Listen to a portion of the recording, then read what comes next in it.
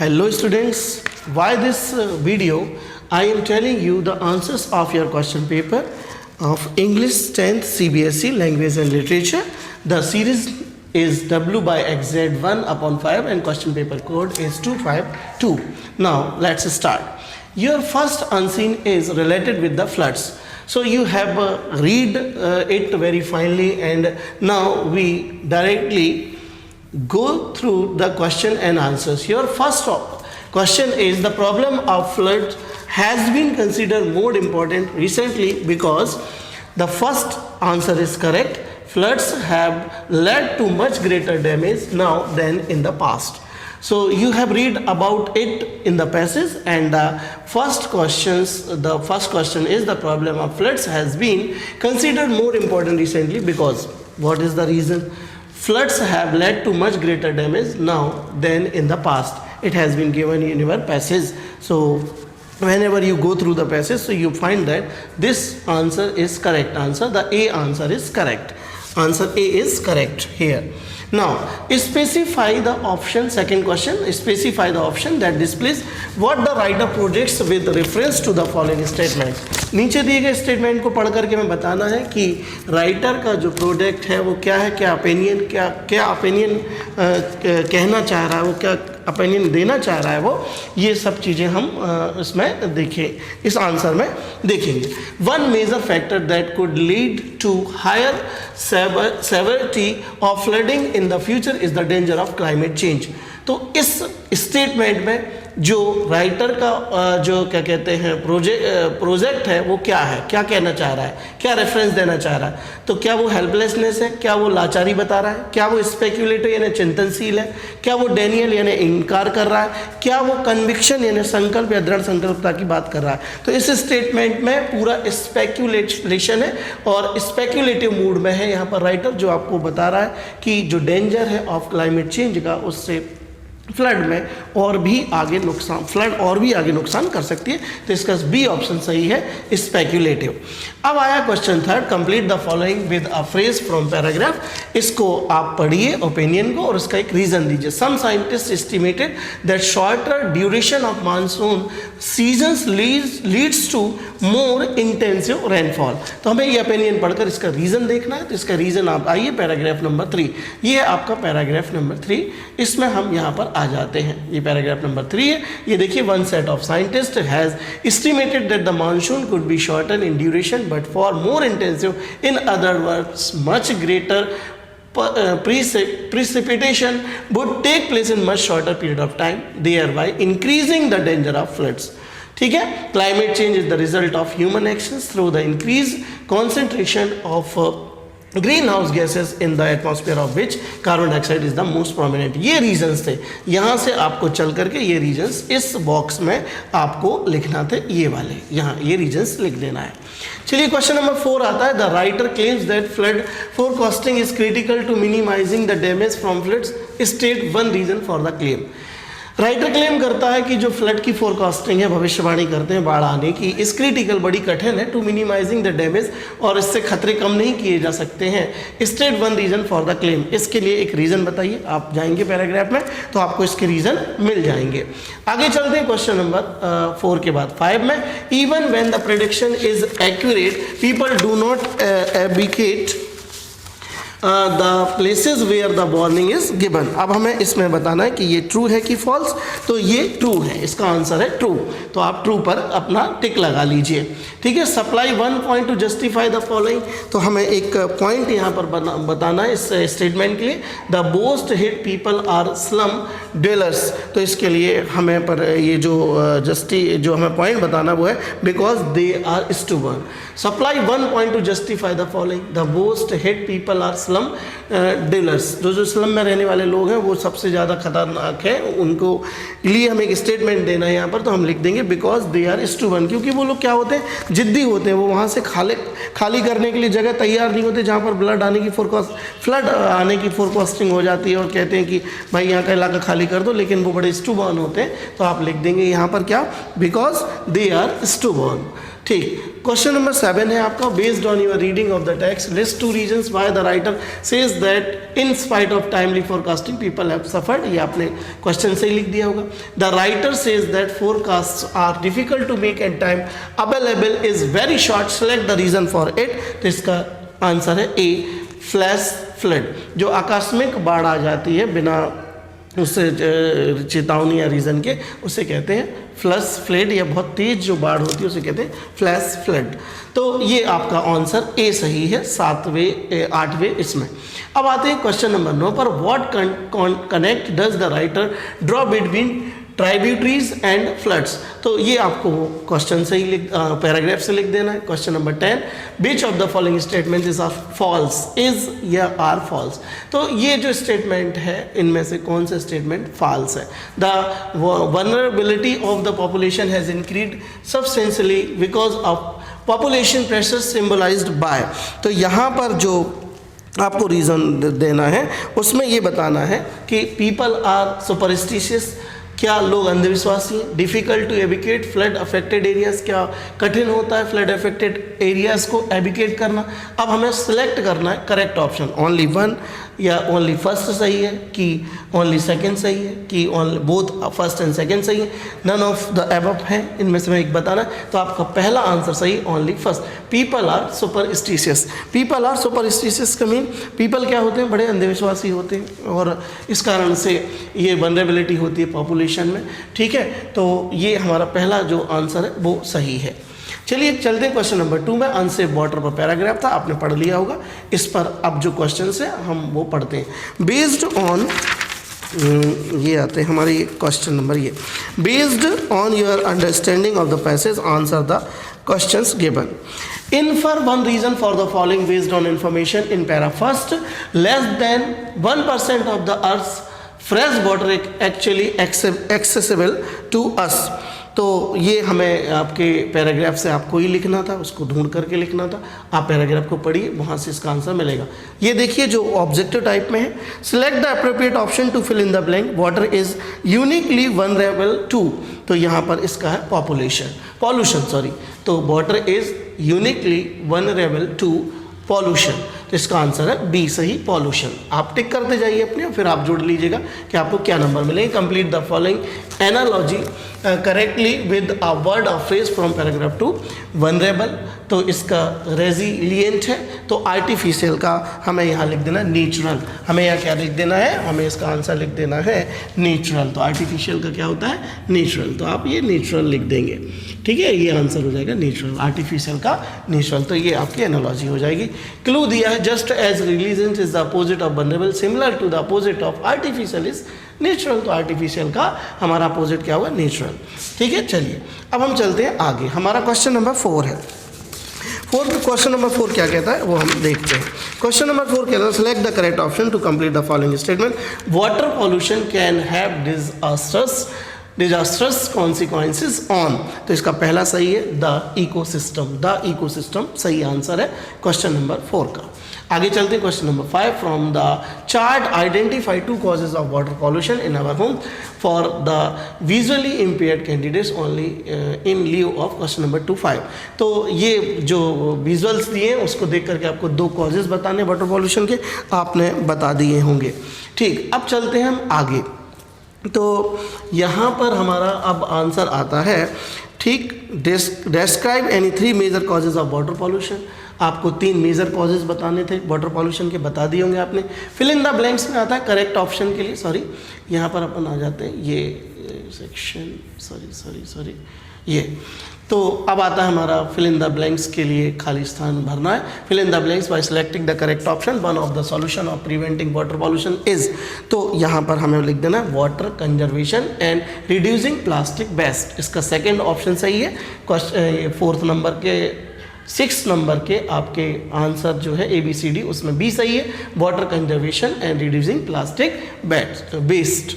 चलिए 7वां प्रश्न था, substitute the word positive with 1 word similar in meaning the following. Positive verb का हमें पॉजिटिव के लिए एक दूसरा कीवर्ड चाहिए था, the key causative of water pollution in India must be address. तो यहाँ कॉजिटिव के लिए हमें एक दूसरा शब्द यूज़ करना था, तो कॉजिटिव के लिए हम कंडीसिव यूज़ कर सकते हैं, रीज़न भी यूज़ कर सकते हैं, कंडीसिव भी यूज़ करते हैं, CONDUSIVE।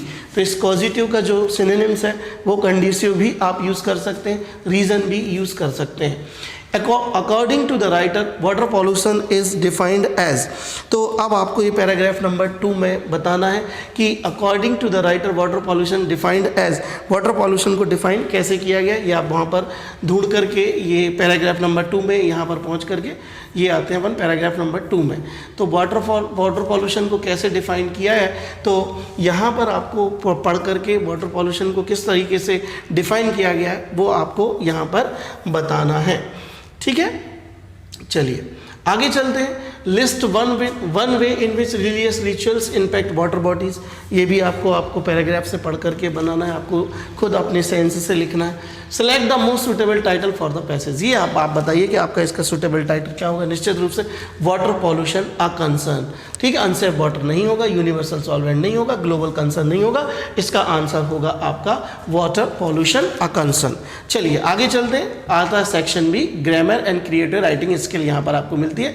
Fill in the blank by choosing the correct option. चलिए ठीक है, तो अब option to complete an online update, the conclave scheduled by the Daily Herald blank too much time. तो यहाँ पर बहुत सारी फ्रेजेस दी गई, फ्रेजल वर्ब दी गई, टेक आउट दिया गया है, टुक अप दिया गया है, टुक आफ्टर दिया गया, टुक डाउन दिया गया है। तो आपको इस वाले ऑप्शन में भरनी है कौन सी फ्रेजल वर्ब, इसमें फ्रेजल वर्ब भरनी है आपको टुक अप। जो टेक अप होता है उसी का होता है टुक अप, ठीक है। तो टुक अप मतलब होता है, ठीक है, टू बिगिन यानी स्टार्ट करना, शुरू करना। टुक आउट का मतलब होता है रिमूव करना, और टुक आफ्टर का मतलब होता है रिसेंबल, एक जैसा दिखना, और टुक डाउन का अर्थ होता है डिसमेंटल कर देना। तो इसका राइट आंसर है टुक अप। तो आप ये टुक अप यहाँ पर भर देंगे, ठीक है। अब चलते हैं हम आगे। तो अब आता है हमारा यहाँ पर एक स्पीच दी गई है और स्पीच को आपको पढ़ना है, उसका एक नरेशन आपको चेंज करना है। नरेशन में आपको बताना है कि यहाँ पर कौन सा नरेशन आएगा। Yes I am not sure which direction to take, इसी का रिप्लाई ड्राइवर का हमें बनाना है। इनडायरेक्ट नरेशन में बनाना है, तो जिसका रिप्लाई होगा यस, आई की जगह हो जाएगा ही, एम की जगह हो जाएगा वॉज, और not sure which direction to take. तो आंसर हो जाएगा कि yes he was not sure, he was not sure which direction to take, यहाँ पर आ जाएगा yes he was not sure which direction to take, इस खाली स्थान में रिप्लाई करना है इनडायरेक्ट में। क्वेश्चन नंबर 3 आता है, select the correct option to fill in the blank for the given line from the travel magazine. Tourist are warned that they blank be find if they tease animals. तो यहाँ पर हमें भर देना will, they will be find, they will be find ये passive voice बनेगा, और दे will be find से हमारा ये सही हो जाएगा। चलिए अब आता है आपका क्वेश्चन नंबर 4। क्वेश्चन नंबर 4 का सही आंसर है आपका बी। ऑप्शन नंबर यहाँ पर जो ए बी सी डी दिए इसमें बी सही है, जिसमें आपको स्टैंड की जगह स्टैंड्स लगाना है, यहाँ करेक्ट करना है आपको। ये at the end of the street stand, तो यहाँ पर स्टैंड की जगह स्टैंड्स होना चाहिए, ये वाला आपका बी ऑप्शन सही है। और आगे चलते हैं, ठीक है। 5 क्वेश्चन नंबर 5 पर आता है, 5 पर आते हैं, और 5 नंबर क्वेश्चन में आपको रैन इनटू भरना है। I was dilated when I ran into my junior school teacher, क्योंकि रन अवे का मतलब होता है भाग जाना, रैन इनटू का मतलब होता है मीट समवन अनएक्सपेक्टेडली। तो आई वॉज डिलाइटेड, मैं खुश हो गया जब मैं अपने जूनियर स्कूल टीचर से मिला, तो यहाँ पर रन इनटू ऑप्शन आपका सही है। क्वेश्चन नंबर 6 में आपको यहाँ पर अपील्स भरना है। अपील का सही फॉर्म बना music appeals to the general audience, यहाँ आपको अपील्स भरना है।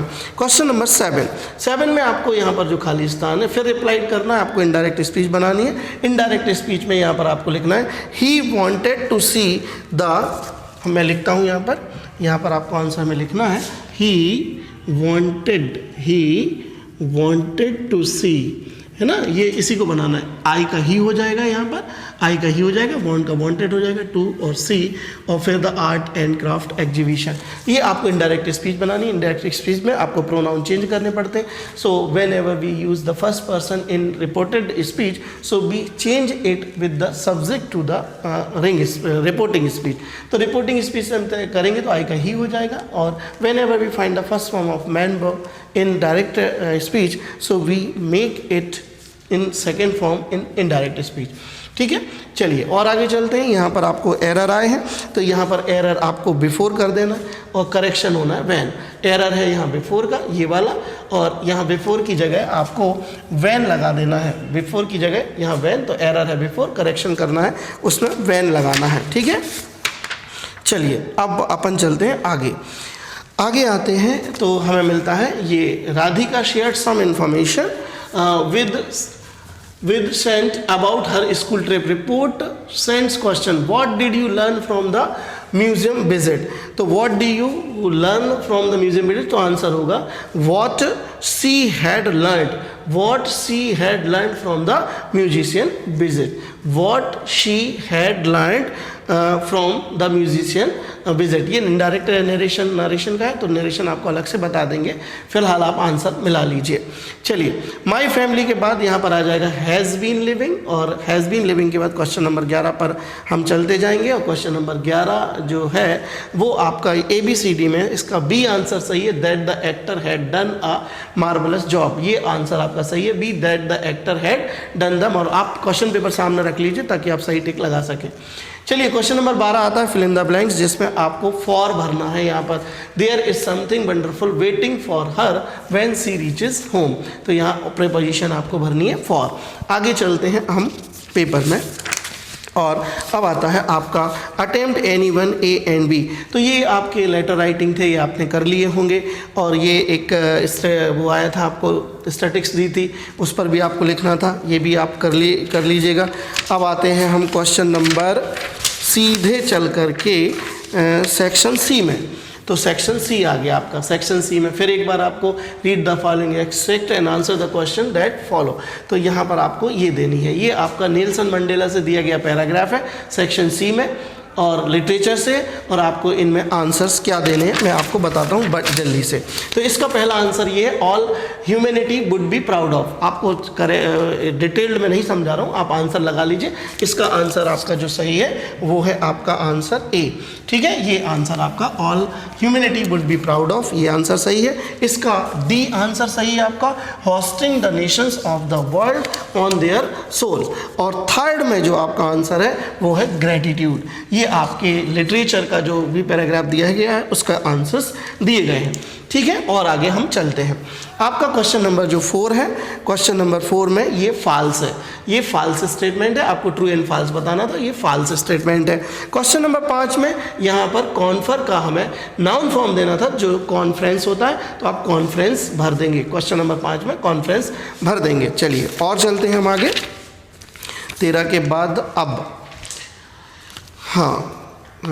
अब आते हैं हमारे पास ये पैराग्राफ, फिर आता है हमारे पास थिंक टैंक वाला। तो think tank wants to communicate with the people of earth. यहाँ पर पीपल ऑफ अर्थ आंसर आपका सही है। कंप्लीट द एनालॉगी, एनालॉगी को सही कर लीजिए। एक्सप्लोर जो दिया गया है आपको, जैसे दिया गया रीड का लर्न होता है, तो एक्सप्लोर का होता है डिस्कवर, तो आपको यहाँ पर डिस्कवर भर देना है। क्लियर है, तो आपको एक्सप्लोर का डिस्कवर भर देना है आपको। योर इंटेलिजेंस रेफर्स टू, अब यहाँ पर थिंक टैंक, इसका आंसर आपका सही है थिंक टैंक। ठीक, और आगे चलते हैं हम आंसर्स में, आंसर को टिक कर लीजिएगा। ठीक है, आंसर क्वेश्चन नंबर 4 में what does think tank want to do, ये आप क्वेश्चन से लिख लेंगे, पैराग्राफ से लिख लेंगे। Question number 5 fill in the blank with one word, think tank is a part. इसमें केवल आपको भरना था पार्ट, इसमें आपको केवल भरना था इज अ PART पार्ट। तो आप यहाँ पर पार्ट भर देंगे तो ये आपका आंसर सही हो जाएगा, PAR और T, part of the Martian team. ठीक, मंगल ग्रह की जो टीम थी उसका वो एक पार्ट था। और आगे चलते हैं क्वेश्चन नंबर 7, आपको एक्सट्रैक्ट दिया गया है बॉल पोएम का, उसके क्वेश्चंस के आंसर देख लीजिए। पहले क्वेश्चन का आंसर आपका है boys grief over the loss of the ball, boys grief over the loss of ball, ये आपका सही आंसर है। क्वेश्चन नंबर 2 जो है वो फॉल्स है, ये क्वेश्चन नंबर स्टेटमेंट जो है वो फॉल्स स्टेटमेंट है, इसको फॉल्स कर लीजिएगा। क्वेश्चन नंबर 3 जो है वो है आपका There the poet repeats the word what in order to give rhyme and rhythm, in order to give rhyme and rhythm, in order to give rhyme and rhythm।